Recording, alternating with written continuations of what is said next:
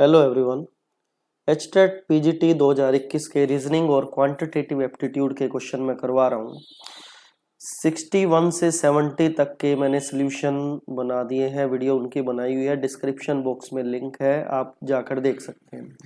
HTET PGT 2022 की reasoning और quantitative aptitude के भी सॉल्यूशन जो है आपको उसकी प्लेलिस्ट डिस्क्रिप्शन बॉक्स में मिल जाएगी। देखिए क्वेश्चन है 71 से 80 तक मैं इस वीडियो में सोल्व कर लूंगा। देखिए क्वेश्चन क्या है। सबसे पहले किसी वर्ग के अंतःवृत्त और बहिर्वृत्त का क्षेत्रफल का अनुपात ज्ञात करो। देखिए ये अंतःवृत्त है जो इसके अंदर बना है और ये बाह्यवृत्त है। ठीक है जी। इस तरह में हमें यह बताना है कि इनका अनुपात क्या होगा। देखिए क्वेश्चन में अगर हम इसको लेकर चलें इस शेप को, तो इसका जो रेडियस है ये रेडियस होगा, ये इसका रेडियस होगा। इस केस में रेडियस क्या है, हाफ ऑफ दी साइड है। और इस केस में जो रेडियस है वो एक तरह से देखा जाए तो डायगोनल, ये जो मतलब राइट एंगल ट्रायंगल अगर लेकर चलें तो उसका हाइपोटेन्यूज है। ठीक है जी।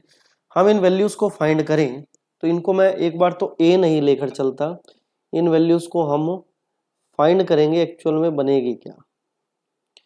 जैसे कि अगर मैं स्क्वायर की साइड को ए लेट कर लूं तो ऑब्वियस सी बात है इस केस में जो रेडियस है वो a/2 होगा। ध्यान रखें मैं स्क्वायर जो है सेम लेकर चल रहा हूं, बस शेप जो है आपको अगर दिख रही है छोटी बड़ी तो इसके अंदर इसको जो है इग्नोर करें इस बात को। ठीक है। ये स्क्वायर जो है इसका भी अगर रेडियस a है तो ऑब्वियस सी बात है a से लेके b तक का जो फॉर्म ये जो है ए बी जो क्या हो जाएगा a/2 हो जाएगी। ठीक है जी। ये भी a/2 हो जाएगी। तो रेडियस निकालने के लिए अगर हम पाइथागोरस का यूज करें तो a² plus a² equal to ac²। ठीक है जी।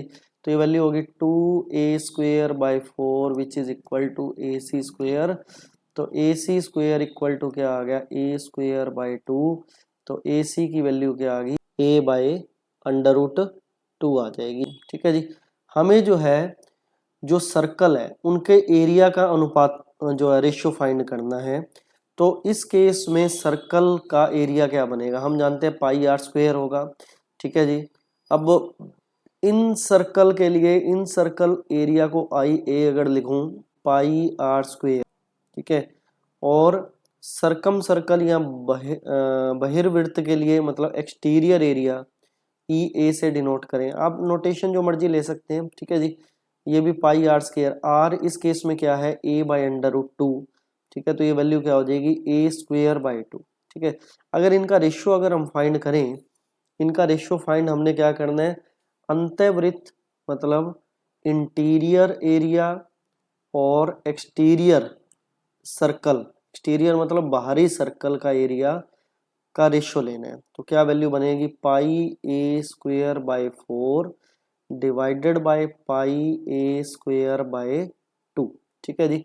तो 16 अगर करें तो वैल्यू हमारे पास आ गई πa²/4, ये रेसिप्रोकल हो जाएगा 2/πa²। ठीक है। पाई से पाई कैंसल, a² से a² कैंसल, तो रहेगी क्या वैल्यू 1/2। 1/2 का मतलब 1:2। तो ऑप्शन नंबर 3 जो है हमारा करेक्ट आंसर हो जाएगा। देखिए नेक्स्ट है क्वेश्चन नंबर 72। ये चार टर्म्स हमें गिवन है 11, 11.11, 0.11, 0.011। इनका हमें HCF फाइंड करना है। HCF फुल फॉर्म क्या होती है, हाईएस्ट कॉमन फैक्टर। इन सभी में जो भी कॉमन आ रहा हो, सबसे बड़ा नंबर जो कॉमन आ रहा हो। ठीक है जी।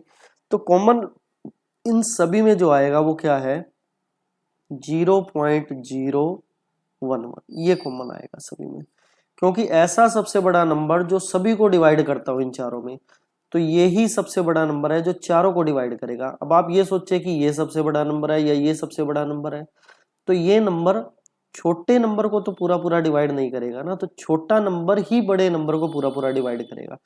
इसीलिए जो ये सबसे छोटा नंबर है ये हमारा इसमें कॉमन आएगा। ठीक है जी, तो ऑप्शन नंबर फर्स्ट जो है हमारा करेक्ट आंसर बन जाएगा। देखिए नेक्स्ट है क्वेश्चन नंबर 73। ये जो एक टेबल है इसके अंदर क्वेश्चन मार्क की जहाँ हमें बताना है कि क्या आएगा।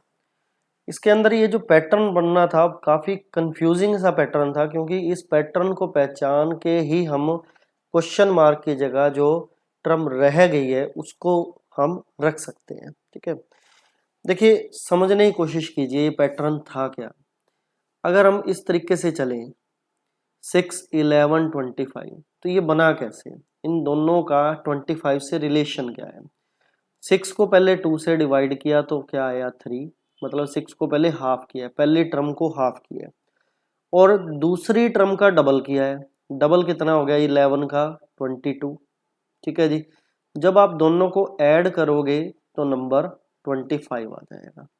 ऐसे ही आप फिर से इसको करो, 8 का हाफ करो, कितना हो गया 4। 6 का डबल करो, 6 का डबल हो गया 12। तो दोनों को जब ऐड किया जाए तो ये पैटर्न 16 बन गया नंबर। सिमिलर वे में जब इसको आप करोगे तो 12 का पहले हाफ करो, क्या आ गया 6। 5 का डबल करो, कितना हो गया 10। तो इनको ऐड करने पे नंबर क्या आ गया 16। तो ऑप्शन नंबर सेकंड जो है हमारा इसमें करेक्ट आंसर बनेगा। देखिए नेक्स्ट क्वेश्चन है चाल और दूरी का। दो रेलगाड़ियां 132 मीटर एवं 108 मीटर लंबी एक दूसरे से विरुद्ध दिशा में चल रही है, ऑपोजिट डायरेक्शन में चल रही है। ठीक है जी, जिसमें से एक की चाल 32 किलोमीटर प्रति घंटा और दूसरे की 40 किलोमीटर प्रति घंटा है, तो ये एक दूसरे को कितने समय में एक दूसरे को पार कर जाएंगी। देखिए पहले तो ना आप इनके यूनिट अगर ध्यान से देखो तो ये मीटर में है और यहाँ पे किलोमीटर में है, इन यूनिट को हम सेम करेंगे। समय हमें निकालना है और चाल का जो फार्मूला है आप जानते हो क्या होता है, दूरी बटे समय, दूरी बटे समय। तो समय के लिए क्या हो जाएगा, समय का फार्मूला, समय इधर आ जाएगा चाल इधर आ जाएगा, तो समय का फार्मूला हो जाएगा दूरी बटे चाल। ठीक है जी, जब भी कभी दो ट्रेनें एक दूसरे के अपोजिट में जा रही हो तो ध्यान रखें दो बातों का। पहली बात यह ध्यान रखनी है कि दोनों रेलगाड़ियों की जो लेंथ है, जो लंबाई है, हमेशा जुड़ेगी। 132 और 108 को आपने हमेशा जोड़ना है। ठीक है जी, जोड़ने के बाद जोड़ने पर क्या वैल्यू बनी, कितनी हो जाएगी 240 मीटर। ठीक है जी, और जब चाल की बात करें एक दूसरे के विरुद्ध चाल है, मतलब अपोजिट डायरेक्शन में जा रही है, तो चाल भी हमेशा जुड़ेगी, ध्यान रखना इस बात को। तो टोटल चाल जो होगी कितनी होगी 72 किलोमीटर प्रति घंटा। अगर ये एक दूसरे के मतलब पैरेलल, मतलब एक दूसरे के सेम ही दिशा में जाते हैं तो उस टाइम पे जो चाल है वो हमेशा माइनस होती है। ठीक है जी, चाल माइनस हो जाती है, लेकिन अगर अपोजिट जा रहे हो तो चाल को हम प्लस करते हैं। किलोमीटर प्रति घंटा से मीटर प्रति सेकंड में बदलना है तो 5/18 से डायरेक्ट ही गुना किया करो, आपके पास मीटर प्रति सेकंड के अंदर क्वेश्चन बदल जाएगा। लेकिन अगर मीटर प्रति सेकंड से किलोमीटर प्रति घंटे में बदलना हो तो इसको उल्टा कर दो, 18/5 से गुना करो, तो आपके पास जो चाल है मीटर पर सेकंड से किस में बदल जाएगी, किलोमीटर पर आवर में बदल जाया करेगी। फिलहाल जो मीटर जो है दूरी के यूनिट हमें मीटर दिए गए हैं, तो हमने चाल को भी मीटर में कन्वर्ट किया और सेकंड में कन्वर्ट इसलिए किया क्योंकि समय जो हमें सेकंड में ज्ञात करना है, सेकंड में फाइंड करना है। तो मैंने बताया जैसे कि समय जो है वो क्या हो जाएगा, दूरी बटे समय, दूरी बटे सॉरी चाल। ठीक है जी, दूरी है 240 और चाल जो है वो कितनी है 20। तो इसको अगर काटे, 0 से 0 कटा और ये कट गया 12 पे, तो 12 सेकंड में जो है ट्रेनें एक दूसरे को क्रॉस कर जाएंगी। तो ऑप्शन नंबर थर्ड जो है हमारा करेक्ट आंसर बनेगा। देखिए नेक्स्ट एक बहुत सिंपल सा क्वेश्चन है, मतलब प्रेजेंस ऑफ माइंड का क्वेश्चन है। अगर देखा जाए तो क्वेश्चन में ये कह रहा है कि 7 बढ़ई मतलब 7 कारपेंटर 7 कुर्सियों को 8 घंटे में बना सकते हैं, तो 70 बढ़ई 70 कुर्सियों को बनाने में कितना टाइम लगेगा। अगर वहां पे अगर आपकी कंफ्यूजन हुई, मतलब ये क्वेश्चन ऐसा है जब एग्जामिनर आपके मजे लेने के मूड में हो तो इस तरह के क्वेश्चन वो डाल देता है और आपकी प्रेजेंस ऑफ माइंड चेक कर लेता है कि आप पे एग्जाम का प्रेशर कितना है, ठीक है जी, और आप जल्दबाजी में कुछ ना कुछ गलती कराओगे। तो ध्यान रखें एक बात, 7 बढ़ई 7 कुर्सियां जितनी भी हैं उनको फर्क नहीं पड़ता। समय जो है अगर 8 घंटे लग रहा है तो एक कारपेंटर को भी 8 घंटे का ही समय लगेगा, सेम समय लगेगा, ठीक है जी। 7 बढ़ई 7 कुर्सियों को 8 घंटे में बना रहे हैं तो एक वो सभी अपने अलग अलग काम कर रहे हैं, ध्यान रखें ये बात, ठीक है ना। तो सभी को 8-8 घंटे लग रहे हैं तो इकट्ठे बना रहे हैं, तो 7 बढ़ई 7 कुर्सियां 8 घंटे में बना रहे हैं। वहां 7 की जगह चाहे 70 बैठ जाएं तो टाइम तो सेम ही लगना है, आप सोच के देखिए इस बात को, ठीक है। तो टाइम जो है वो सेम ही लगेगा, तो ऑप्शन नंबर 1 जो है करेक्ट आंसर होगा। ऐसा एक नेट के क्वेश्चन में भी पेपर में आया था, ठीक है, CSIR नेट के पेपर में भी एक ऐसा क्वेश्चन आया हुआ था, मुझे याद आ रहा है उसमें ये लिखा हुआ था कि 10 बिल्लियां 10 चूहों को 10 घंटे में खाती हैं तो 100 बिल्लियां 100 चूहों को कितने घंटों में खाएगी, ठीक है। तो उसके अंदर भी ऐसे ही कुछ 4 ऑप्शन थे, तो वही प्रेजेंस ऑफ माइंड की बात है, ठीक है जी। तो ये जो क्वेश्चन है इसका ऑप्शन नंबर फर्स्ट आएगा, बहुत बढ़िया क्वेश्चन था ये। देखिए नेक्स्ट क्वेश्चन है 76th क्वेश्चन है, किसी वस्तु का मूल्य 20% बढ़ जाता है तो उपभोक्ता द्वारा अपने उपभोग में कितने प्रतिशत की कमी कर दी जाए तो कि खर्चे उसके खर्चे में कोई वृद्धि ना। देखिए अगर कोई वस्तु 100 रुपए की थी, कोई वस्तु अगर 100 रुपए की थी, मतलब उसका जो है कोस्ट प्राइस 100 रुपए था, तो उसका जो है सेलिंग प्राइस जो है अब 120 रुपए हो गया, ठीक है जी। मतलब उसकी जो कीमत है 20 रुपए बढ़ गई। तो ये कह रहे हैं कि कितने प्रतिशत की कमी करें। देखिए इसमें देखा जाए तो 20 रुपए की बढ़ोतरी हुई है, ठीक है जी। अगर उतने ही प्रतिशत हमें कमी करनी हो तो ऑब्वियस सी बात है हमें कुछ ऐसा करना पड़ेगा कि 20 जो आपने ये निकाला उसके अंदर जो ये नंबर है उससे डिवाइड करो। क्यों? क्योंकि अब कर क्या रहे हो आप, ध्यान से समझे। किसी उपभोक्ता द्वारा उपभोग में, ठीक है, कितने प्रतिशत की कमी की जाए तो खर्चे में कोई वृद्धि नहीं हो, ठीक है जी। तो इसका मतलब जितना वो प्रतिशत बढ़ गई उसने आगे फिर से उसको बेचना है, ठीक है जी। तो ये फिर से ये सेलिंग प्राइस नहीं रहा, अब ये बन गया कॉस्ट प्राइस। अब उसको जो है वो कमी करना चाहता है, जो कमी होगी वो उसकी क्या होगी, सेलिंग प्राइस हो गया। अब ये क्या बन गया, कॉस्ट प्राइस बन गया, ठीक है। जो उसकी कॉस्ट इतनी रहे कि सेल कितने की करें वो उस हिसाब से देख रहे हैं, ठीक है जी। तो क्या होगा, परसेंटेज जितना बढ़ा, ठीक है, बटे में, अब ये क्या है कॉस्ट प्राइस का काम करेगा, इनटू में 100, ठीक है जी। ये इसे कट गया तो ये कितना आ गया 1 पे, ये 6 पे गया, 2 के पहाड़े पे कटा तो ये क्या आ गया 50/3। 50/3 कितना हो गया 16 सही 2/3% आ जाएगा। तो ऑप्शन नंबर 1 जो है हमारा इसका करेक्ट आंसर बनेगा।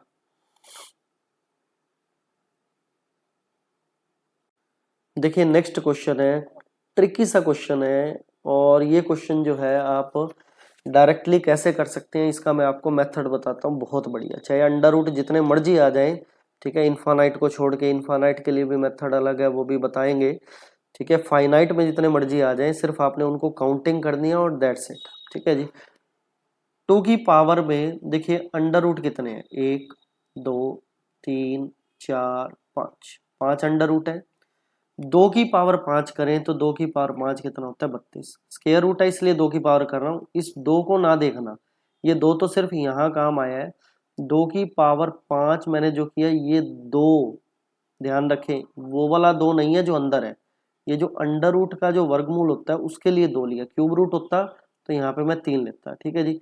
2 की पावर 5 कितना हो गया, 2 दूनी 4, 4 दूनी 8, 8 दूनी 16, 16 दूनी 32। 32 में एक कम कर दो, 31/32, 2 की पावर 31/32 बनेगी। तो ऑप्शन नंबर 4 आंसर आएगा। अगर मान लो यहाँ पे 5 की जगह 6 होते हैं तो 64 आता और यहाँ 63 आता, मतलब 63/64, 2 की पावर 63/64 आंसर हो जाता। तो आपने अंडर रूट की संख्याएं गिननी है, कितने अंडर रूट है, उसकी 2 की पावर करें और 1 घटा दें तो आपको उसका आंसर मिल जाएगा। तो ऑप्शन नंबर 4 जो है इसका करेक्ट आंसर बनेगा। देखिए नेक्स्ट क्वेश्चन है क्वेश्चन नंबर 78। कंपाउंड इंटरेस्ट का ये क्वेश्चन है। 10,000 रुपये चक्रवृद्धि ब्याज के रूप में 5 वर्ष में दुगने हो जाते हैं। 20 वर्ष पश्चात उसी चक्रवृद्धि ब्याज की दर से यह धन कितना हो जाएगा। देखिए एक्चुअल अमाउंट जितनी भी आती है कंपाउंड इंटरेस्ट के केस में, चक्रवृद्धि ब्याज के केस में, उसका फार्मूला क्या होता है। एक्चुअल अमाउंट के लिए मैं ए से डिनोट कर रहा हूँ, P इंटू में 1 + R/100 raise to the power T। ठीक है जी। P प्रिंसिपल है जो हमें 10,000 दिया गया, वो हम रखेंगे बाद में, लेकिन फिलहाल हमें ये पता है कि वो अमाउंट दुगनी हो गई। P की जगह कितनी होगी, 2P हो गई। ठीक है जी। तो 1 + R/100 कितने सालों में हो गई, T की जगह मैंने क्या रख दिया, 5। P इधर डिवाइड, P से P जो है कैंसिल हो गया, या ऐसा कहें तो कि जो वैल्यू क्या आ गई, 2 = 1 + R/100 raise to the power 5। इस वैल्यू को हम यूज करेंगे 20 वर्ष के लिए। एक्चुअल अमाउंट के लिए हम फिर से अगर फार्मूला लगाएं, जब T जो है 20 साल दिया गया हो तो उस 20 साल को हम 2 टुकड़ों में बांट के लिख सकते हैं। इस तरीके से लिख सकते हैं, इसको हम लिख सकते हैं 5 और इनटू में पावर में 4। क्यों लिखा जी, वो इस वजह से लिखा क्योंकि इसकी वैल्यू क्या है 2, मैं इसकी जगह यहाँ पुट कर दूंगा, तो P इंटू में 2 की पावर 4। ठीक है जी। 2 की पावर 4 कितना होता है, 16, तो 16P हो जाएगा। और P की वैल्यू क्या है, 10,000, तो कितना हो जाएगा, 1,60,000 हमारे पास अमाउंट बन जाएगी। तो ऑप्शन नंबर 4 जो है हमारा करेक्ट आंसर बनेगा। देखिए नेक्स्ट है 79 नंबर क्वेश्चन है, प्रॉफिट लॉस का क्वेश्चन है, काफी इंटरेस्टिंग क्वेश्चन है। ए ने बी को घड़ी 10 रुपए लाभ में बेच दी। उसके बाद क्या कह रहा है, बी ने सी को जो है वही घड़ी 10% हानि में बेच दी। तो यदि सी ने घड़ी का मूल्य 990 रुपए चुकाया हो तो ए ने उस घड़ी को कितने रुपए में खरीदा था। ठीक है जी। अब मैं ये मान लूं कि कोस्ट प्राइस जब ए ने जो है, ए को जो कोस्ट पड़ी उस घड़ी की जो कि हमें फाइंड करनी है, अगर वो x रुपीस थी, तो उसने जो सेल करा उस घड़ी को 10% लाभ में सेल किया, तो इसका मतलब उसने उसे बेचा कितने में, 10x + 100, 0 से 0 कटी, कितना हो जाएगा 11x/10। ये उसका सेलिंग प्राइस है जिसमें बी को उसने बेचा, लेकिन बी ने सी को बेचा। जब बी ने उसको बेचा तो बी की वो कोस्ट प्राइस बन गई। इसका मतलब ये तो था ए से बी की तरफ जाने के का सब कुछ। ठीक है। अब बी से सी की तरफ जब गड़ी जा रही है तो बी के लिए ये जो सेलिंग प्राइस है किस में कन्वर्ट हो जाएगा, कोस्ट प्राइस में। इसका मतलब ये उसका कोस्ट प्राइस है और सेलिंग प्राइस के लिए उसने 10% का घाटा खाया। तो जो उसका अब सेलिंग प्राइस बना वो क्या बना, 11x/10, जो उसका क्या था कोस्ट प्राइस, 10% का घाटा लगा किस पे 10%, इस पे। ठीक है जी। इनटू में 11x/10 और परसेंटेज हटा के जो है बटे में 100 आ गया। ठीक है जी। तो वैल्यू काटें तो किस तरीके से कटेगी, ये इससे कट गई, तो 11x/10 माइनस 11x/100। ठीक है जी। इजी बनाने के लिए मैं एक काम करता हूँ, 11x कॉमन ले लेता हूँ, 10 भी कॉमन आ रहा है जी, तो 1 - 1/10 ये कितना हो जाएगा, 9/10। तो 11x/10 इंटू में 9/10, तो ये कितना हो गया 99x डिवाइडेड बाय 100। तो इसका मतलब बी ने सी को इतने रुपए में घड़ी बेची। ठीक है जी। अब घड़ी का मूल्य दिया गया जितने में बेची गई, सी को 990 रुपए में बेची गई। इसका मतलब ये जो है 990 के इक्वल हो जाएगा 99x/100 इक्वल टू 990 हो जाएगा, जिससे हम x की वैल्यू अगर निकालें तो हमें ये पता लग जाएगा कि a को कितनी कॉस्ट पे वो घड़ी पड़ी थी। ठीक है जी, तो x की वैल्यू हमारे पास क्या आई, 990 इंटू में 100 डिवाइडेड बाई 99, तो ये कट गया कितने पर, 10 पे, तो ये वैल्यू कितनी आ गई, 1000। तो इसका मतलब a ने जो है उस घड़ी को 1000 रुपये में खरीदा था, तो सेकंड ऑप्शन इसका करेक्ट हो जाएगा। अगर आपको वीडियो पसंद आ रही है और हमारे बताए हुए कंसेप्ट आपके समझ भी आ रहे हैं तो आप वीडियो को लाइक करें, चैनल को सब्सक्राइब जरूर करें, दोस्तों के साथ शेयर करें ताकि उन्हें भी जो है रीजनिंग और क्वांटिटेटिव एप्टीट्यूड के इन क्वेश्चनों का बेनिफिट मिल सके। देखिए नेक्स्ट क्वेश्चन है, लास्ट क्वेश्चन इस पीजीटी 2021 के सोल्यूशन का, क्वांटिटेटिव और रीजनिंग का। 2:5 वाली प्रत्येक संख्या में कौन सी संख्या जोड़ी जाए जिससे कि 5:6 प्राप्त हो। ठीक है जी, तो मैं ये मान लेता हूं कि अगर उसके अंदर हमने x को जोड़ा है दोनों में, तो उससे मिलने वाली संख्या क्या है, 5:6, मतलब 5/6 है।